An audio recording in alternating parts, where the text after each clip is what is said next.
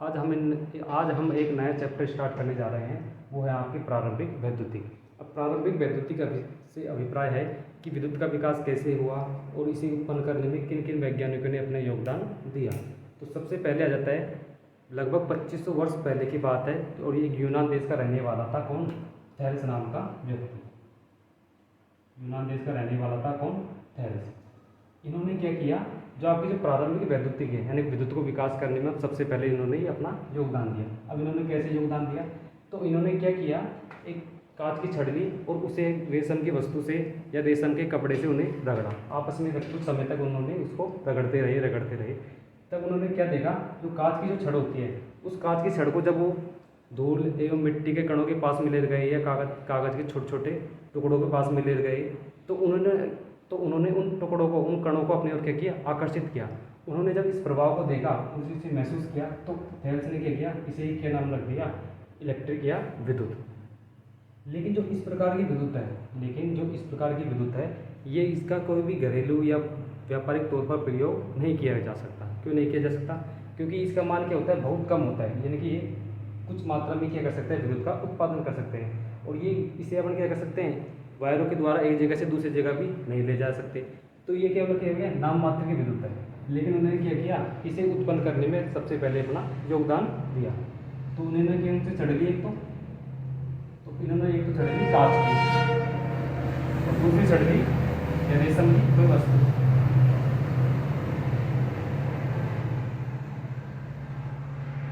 रेशम की वस्तु, तो जो कांच की जो छड़ होती है, जब इन्होंने रेशम की वस्तु से इसे रगड़ा, तो जो कांच की जो छड़ होती है, इन्होंने क्या की, कांच की छड़ ने क्या किया, जो धूल है, मिट्टी है, जो कागज़ है, उसके छोटे छोटे टुकड़ों को अपनी ओर आकर्षित किया।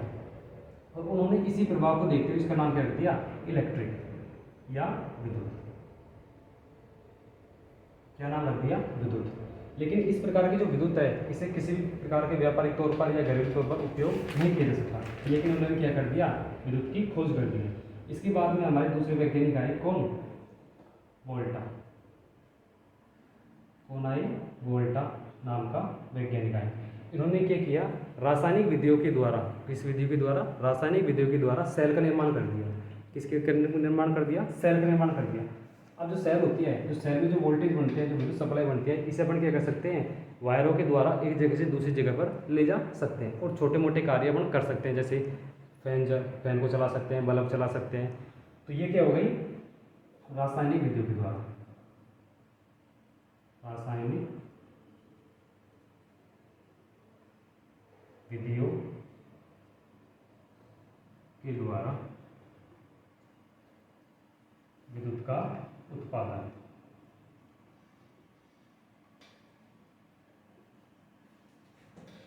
तो इसे अपन क्या कर सकते हैं, वायरों के द्वारा एक जगह से दूसरी जगह पर ले जा सकते हैं और छोटे मोटे कार्य कर सकते हैं, जैसे कोई छोटा बल्ब है उसे चला सकते हैं, कोई छोटा फैन उसे अपन चला सकते हैं। लेकिन ये भी क्या है, सीमित मात्रा में है। लेकिन ये क्या है, इस प्रकार की जो विद्युत है वो चल सकती है, यानी कि एक जगह से दूसरी जगह पर इसे पहुंचा सकते हैं। तो इसे कहते हैं गतिज विद्युत।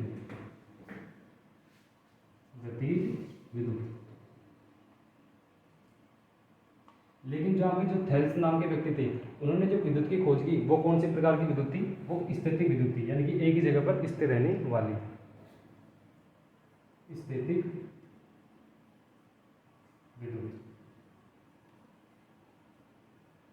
अब विद्युत की खोज तो इन्होंने की, थेल्स ने, लेकिन इसे विकास करने में योगदान किसका रहा, वोल्टा ने। अब इन्होंने भी क्या किया, कुछ मात्रा में, छोटे मात्रा में अपन क्या कर सकते हैं, पंखे चला सकते हैं, बल्ब चला सकते हैं, तो इससे अपनी आवश्यकता की पूर्ति नहीं हो रही। इसके बाद में दूसरे वैज्ञानिक आए कौन? Michael Faraday. Michael Faraday.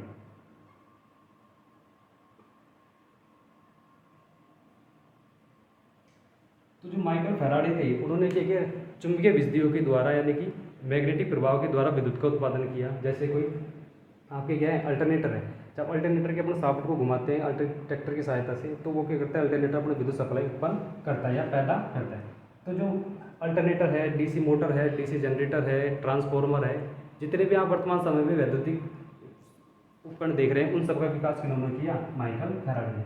तो इन्होंने क्या किया, उच्च मात्रा में और उच्च मात्रा में विद्युत का क्या किया, उत्पादन किया। तो जो विद्युत का उत्पादन का मेन श्रेय किसे जाता है, माइकल फैराडे को जाता है। अब आ जाता है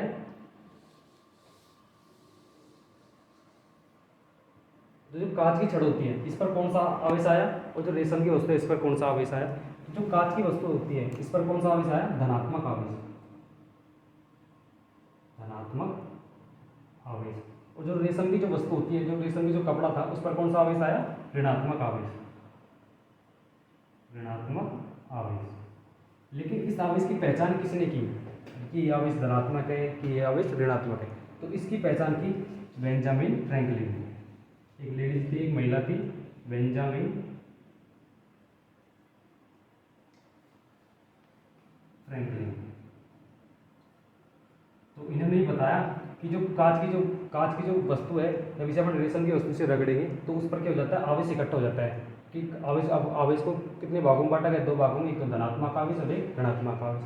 जो कांच की जो छड़ होती है इस पर तो आता है धनात्मक आवेश, जो रेशम की वस्तु है इस पर कौन सा आवेश आया, ऋणात्मक आवेश। अब जो धनात्मक आवेश किससे क्या अभिप्राय है, जो कांच की वस्तु थी, जो कांच की जो छड़ थी, उसके जो इलेक्ट्रॉन थे, जो इसके इलेक्ट्रॉन कहाँ पर चले गए, रेशम की वस्तु पर। यानी कि ये क्या करेगा, इलेक्ट्रॉन का त्याग करेगा। क्या करेगा, इलेक्ट्रॉन का त्याग करेगा। अब इलेक्ट्रॉन पर किस प्रकार का चार्ज होता है, ऋणात्मक चार्ज होता है। तो यहाँ का जो ऋणात्मक चार्ज था वो कहाँ पर चले गया, रेशम की वस्तु पर। तो इस पर केवल कौन सा चार्ज बचा, धनात्मक आवेश ही, जो धनात्मक चार्ज ही बचा। और जब भी जो रेशम की वस्तु है इन्होंने कौन सा चार्ज ग्रहण किया है, इलेक्ट्रॉन। अब इलेक्ट्रॉन पर कौन सा चार्ज होता है, ऋणात्मक, तो इस पर कौन सा चार्ज उत्पन्न हुआ, ऋणात्मक आवेश इकट्ठा हो गया। तो इसकी पहचान किसने की, बेंजामिन फ्रैंकलिन ने। अब दूसरा उदाहरण ले सकते हैं हम, जहाँ आपकी जो बिल्ली होती है, क्या, बिल्ली की खाल, जब बिल्ली की खाल को भी आप एबोनाइट की छड़, एबोनाइट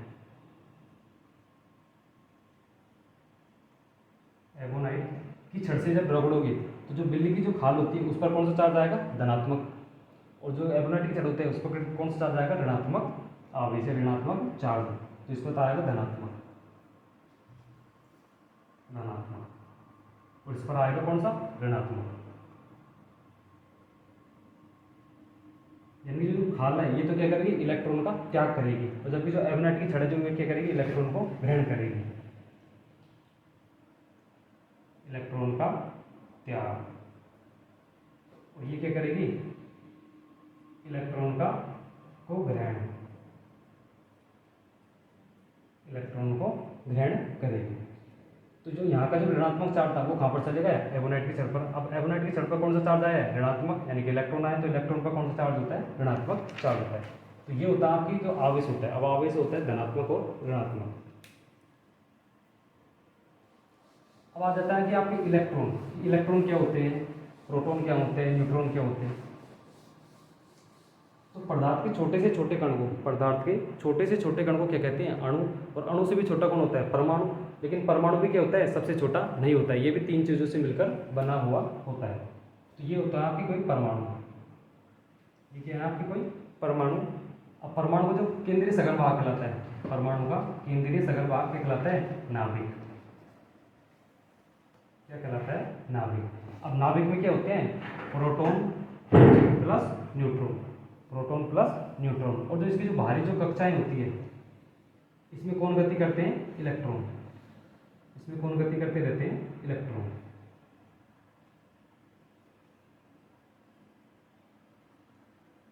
अब जो सबसे छोटा कण कौन सा हो गया, अब सबसे छोटा कण हो गया इलेक्ट्रॉन।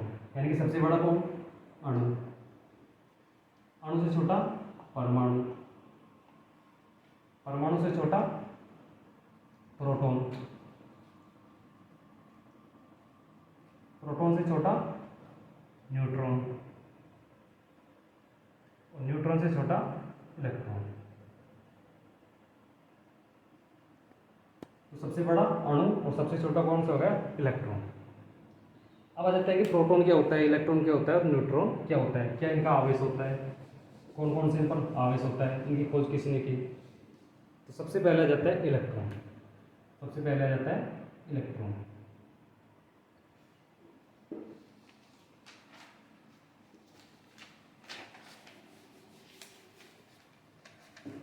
तो सबसे पहले आ गया आपकी इलेक्ट्रॉन।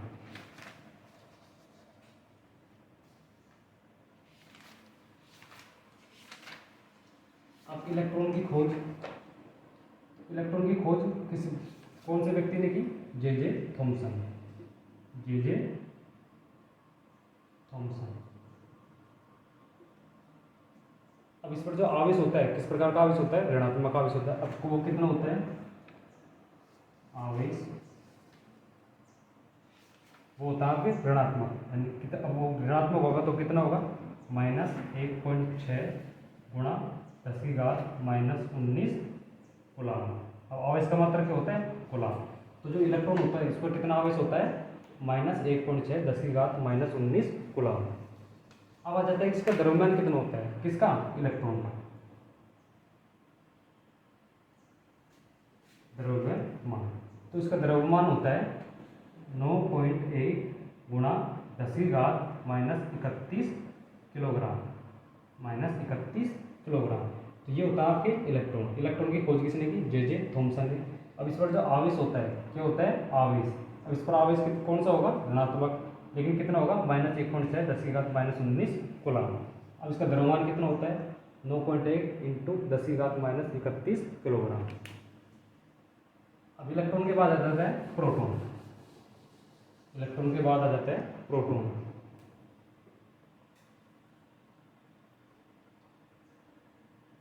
प्रोटॉन। अब प्रोटॉन, अब इसकी खोज किसने की? तो प्रोटॉन की खोज किसने की?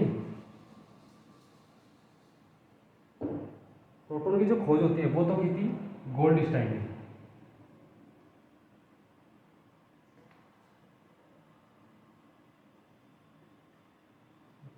किसने की थी? गोल्डस्टाइन ने। लेकिन इसका नामकरण किसने किया? रदरफोर्ड ने। नामकरण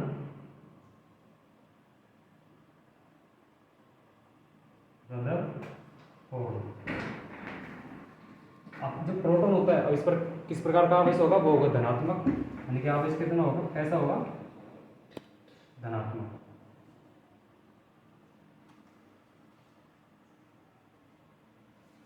अब वो कितना होगा? +1.6 गुणा 10⁻⁻19 कूलाम। तो ये क्या होगा? इस पर आवेश। अब इसका भी द्रव्यमान पता होना चाहिए कि इसका द्रव्यमान कितना होता है। तो इसका द्रव्यमान होता है 1.672 गुणा 10⁻⁻27 किलोग्राम। तो ये क्या हो गया? प्रोटॉन। प्रोटॉन की खोज किसने की? गोल्डस्टाइन ने। लेकिन इसका नामकरण किसने किया? रदरफोर्ड ने। अब इस पर जो आवेश होता है वो कैसे होता है? धनात्मक आवेश होता है। अब धनात्मक आवेश होगा तो कितना होगा? +1.6 गुणा 10⁻⁻19 कूलाम। अब इसका द्रव्यमान कितना होता है? 1.672 गुणा 10⁻⁻27 किलोग्राम। प्रोटॉन के बाद आ जाता है न्यूट्रॉन। क्या आ जाता है? न्यूट्रॉन।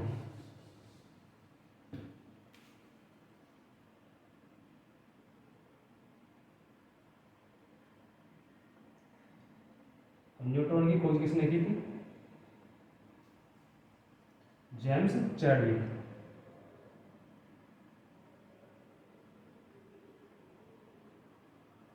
James Chadwick. अब इस पर जो आवेश होता है किस पर? न्यूट्रॉन पर। तो ये क्या होता है कि इस पर किसी भी प्रकार का आवेश नहीं होता है, यानी कि इस पर आवेश होगा कौन सा? ये एक तरीके से उदासीन होता है, यानी कि इस पर न तो पॉजिटिव होता है न ही नेगेटिव होता है। तो आवेश, तो ये कैसे होता है? उदासीन।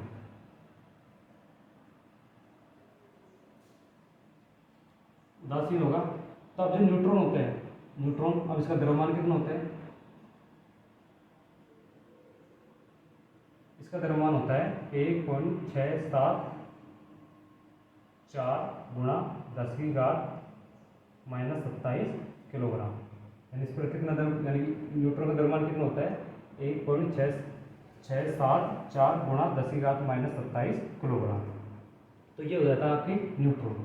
अब आ जाता है कि जो इलेक्ट्रॉन होता है वो प्रोटॉन का कितना गुण होता है, और जो प्रोटॉन होता है वो इलेक्ट्रॉन का कितना गुण होता है। इलेक्ट्रॉन न्यूट्रॉन का कितना गुण होता है, और न्यूट्रॉन इलेक्ट्रॉन का कितना गुण होता है।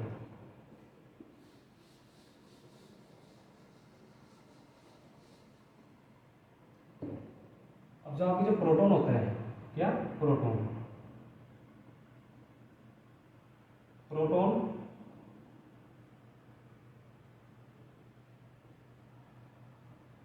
इलेक्ट्रॉन के द्रव्यमान का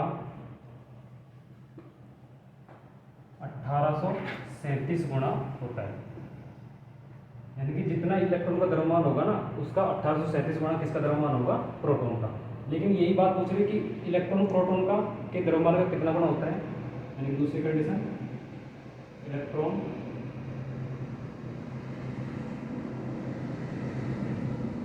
प्रोटॉन के द्रव्यमान का कितना गुना होता है, वो कितना होगा? अब ये क्या हो जाएगा? भाग में चल जाएगा, यानी कि 1/1837 गुना। ठीक है, जो प्रोटॉन होता है वो इलेक्ट्रॉन के द्रव्यमान का 1837 गुना होता है। लेकिन यही बात इलेक्ट्रॉन के ऊपर पूछे कि इलेक्ट्रॉन प्रोटॉन के द्रव्यमान का कितना गुना होता है, तो वो होता है 1/1837। दूसरी आ जाती है कि जो न्यूट्रॉन होता है, कौन सा? न्यूट्रॉन। न्यूट्रॉन इलेक्ट्रॉन के द्रव्यमान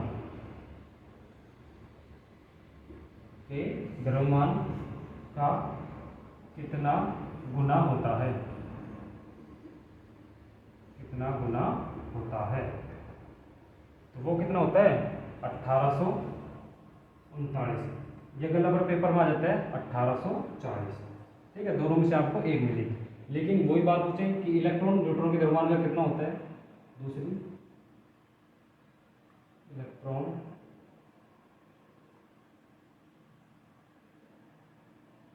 न्यूट्रॉन के द्रव्यमान का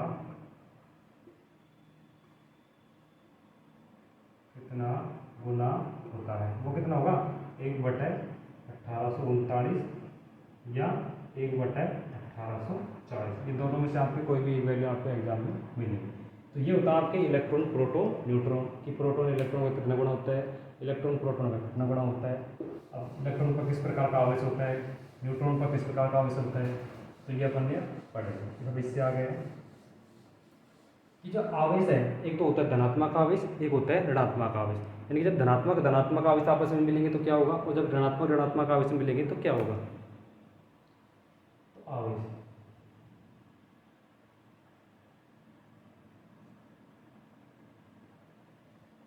तो जब धनात्मक मिलेंगे या ऋणात्मक मिलेंगे, यानी समान प्रकार के आवेश, समान।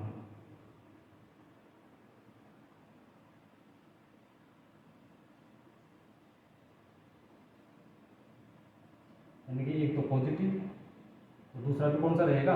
पॉजिटिव। अगर एक नेगेटिव है तो दूसरा भी क्या रहेगा? नेगेटिव। जब ये दोनों प्रकार के आवेश मिलेंगे तो एक दूसरे के क्या करेंगे? विरोध करेंगे, यानी कि प्रतिकर्षण करेंगे। क्या करेंगे? प्रतिकर्षण। इसी प्रकार असमान प्रकार के, यानी कि अलग अलग,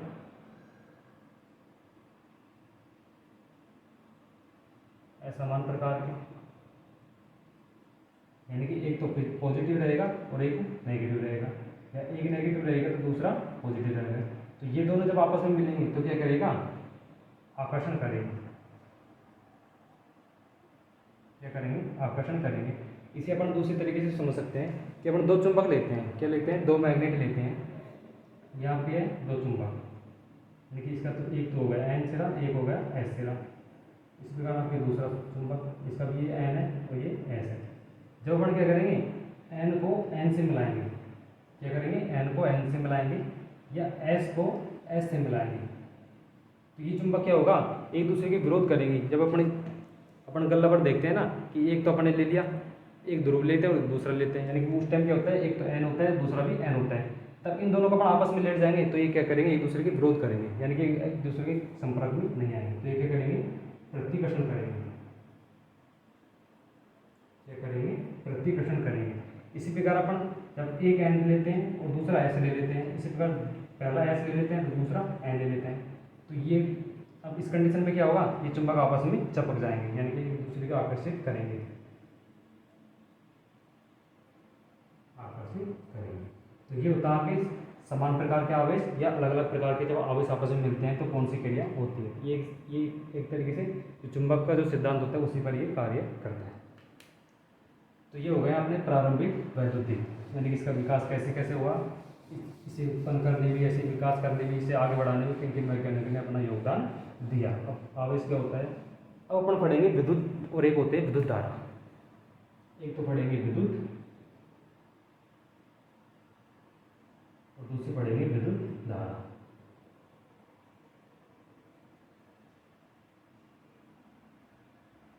अब विद्युत क्या होती है और विद्युत धारा क्या होती है। अब दोनों का नाम तो एक सा है लेकिन दोनों की परिभाषा अलग अलग है। अब ये क्या होती है विद्युत, यानी कि इलेक्ट्रिक क्या होती है, यानी कि विद्युत एक प्रकार की ऊर्जा होती है। क्या होती है, ऊर्जा होती है। इसे ना ही तो हम उत्पन्न कर सकते हैं ना इसे हम नष्ट कर सकते हैं। इसे केवल एक रूप से दूसरे रूप में बदला जा सकता है और इसके प्रभाव को महसूस किया जा सकता है और ना ही इसे हम स्पर्श करते हैं। तो ये क्या करते हैं, विद्युत ऊर्जा संरक्षण के सिद्धांत पर कार्य करती है। तो ऊर्जा संरक्षण के सिद्धांत में क्या कहते हैं कि ऊर्जा एक प्रकार की ऊर्जा की ऊर्जा को न तो नष्ट किया जा सकता है और न ही इसे उत्पन्न किया जा सकता है। इसे केवल एक रूप से दूसरे रूप में बदला जा सकता है। और जब भी ऊर्जा किसी भी मात्रा में या किसी भी कंडीशन में नष्ट हो जाती है तो वह ऊर्जा अन्य किसी माध्यमों के द्वारा उतनी ही मात्रा में उत्पन्न हो जाती है। तो इसी सिद्धांत पर कार्य करते हैं आपकी विद्युत। तो विद्युत भी क्या होती है, एक प्रकार की ऊर्जा होती है। इसे ना ही तो हम उत्पन्न कर सकते हैं और ना इसे हम नष्ट कर सकते हैं। तो ये हो गई आपकी विद्युत की परिभाषा। लेकिन आपकी आ जाती है विद्युत धारा। क्या, विद्युत धारा। तो विद्युत धारा क्या करती है, आवेश की प्रवाह की दर को, आवेश की प्रवाह की दर को क्या कहते हैं, विद्युत धारा। आवेश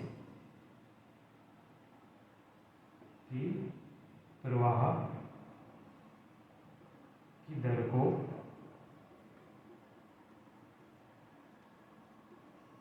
आवेश की प्रवाह की दर को विद्युत धारा कहते हैं।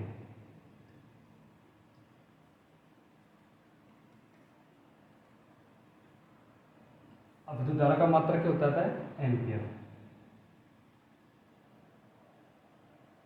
मात्रक एम्पियर। अब विद्युत धारा को किससे दर्शाएंगे, यानी कि विद्युत धारा का प्रतीक चिन्ह होगा आई।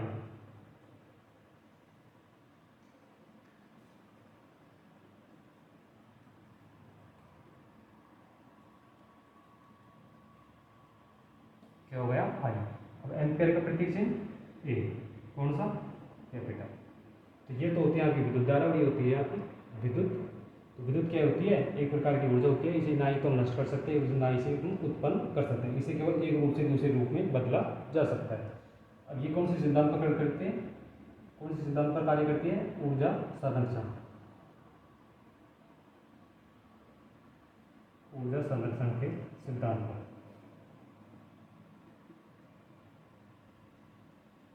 ऊर्जा संरक्षण के सिद्धांत पर। तो ये हो गया आपकी विद्युत और विद्युत धारा। अब आ जाते हैं कि विद्युत धारा की गति कितनी होती है, कि यह किस स्पीड से गति करती है। तो विद्युत धारा की गति होती है जितनी आपकी प्रकाश की गति होती है। अब प्रकाश की गति कितनी होती है, वही आपकी विद्युत धारा की गति होती है, गति। तो विद्युत धारा या प्रकाश,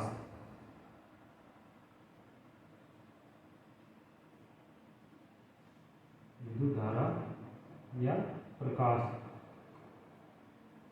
की गति कितनी होती है, वो होती है 3 × 10⁸ मीटर प्रति सेकंड। जितनी विद्युत धारा की गति होगी उतनी क्या होती है, प्रकाश की गति होती है। अब इसे पूछेंगे कि विद्युत धारा की गति मील में कितनी होती है, किसमें, मील में। मील में गति होती है 1,86,000। 1,86,000 मील प्रति सेकंड। 1,86,000 मील प्रति सेकंड। तो ये क्या हो गई आपकी विद्युत धारा की गति और प्रकाश की गति। अब इससे आगे है वो हम नेक्स्ट वीडियो में पढ़ेंगे। अगर आपको हमारी वीडियो अच्छी लगी हो तो इसे लाइक करना, शेयर करना और जो जितने भी आपके जो पढ़ने वाले स्टूडेंट हैं उनके आप वीडियो को शेयर करना।